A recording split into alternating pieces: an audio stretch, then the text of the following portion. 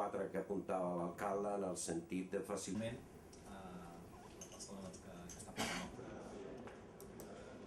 L'equip de govern ha presentat aquest divendres el pla de mandat per als propers 4 anys. El document s'ha fet públic 6 mesos després de la signatura del pacte sociovergent que es va rubricar al juliol. Potenciar l'activitat econòmica per reduir l'atur i crear ocupació, garantir la qualitat de vida, la justícia social i el benestar, millorar el model urbà de Terrassa i afavorir la mobilitat, la sostenibilitat, el manteniment i la neteja, facilitar la participació, implicació i col·laboració de la ciutadania en el govern, així com renovar l'administració social. I, finalment, projectar la ciutat al món i enfortir la seva capitalitat. Aquestes són les 5 prioritats polítiques del pla de mandat que es concreten en 112 compromisos.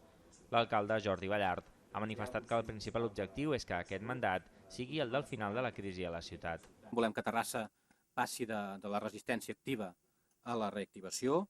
Ha arribat, per tant, el moment de construir, el moment de crear, de consolidar una ciutat més forta, amb unes bases més sòlides, amb justícia social i, com deia, també amb la participació activa de la ciutadania en tots els àmbits possibles de la ciutat.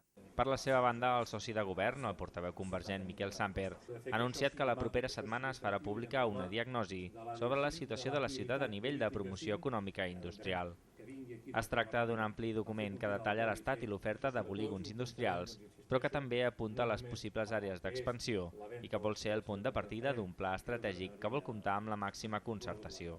En el primer semestre d'aquest any haurem de tenir ja ben clar cap a on tirem, quina és realment la línia que volem marcar a nivell d'estratègia de promoció econòmica.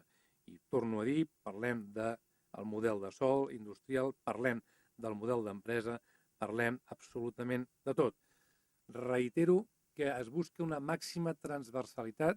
Del conjunt de compromisos anunciats, destaca l'increment dels recursos per a situacions d'emergència social, així com l'elaboració d'un pla local d'acció sobre aquest tema.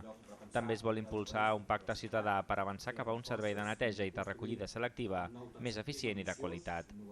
A més, està previst un nou districte, el 7è, a Can Parellada i les Fonts, així com obrir el debat sobre la revisió del planejament urbanístic de Terrassa.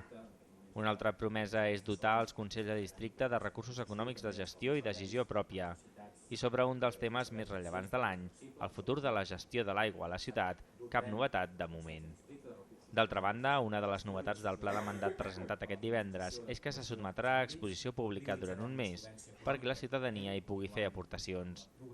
Es podrà consultar a la seu electrònica, als centres cívics i oficines d'atenció ciutadana i al web municipal.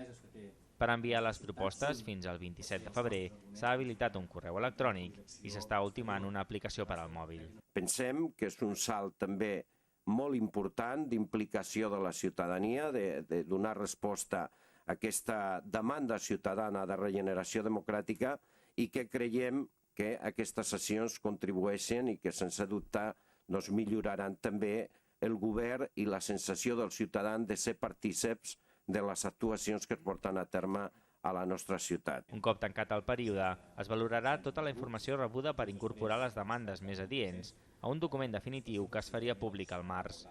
A més, al pla de mandat s'afegiran posteriorment plans d'acció municipals anuals, pels quals també s'habilitarà un procés obert a la ciutadania.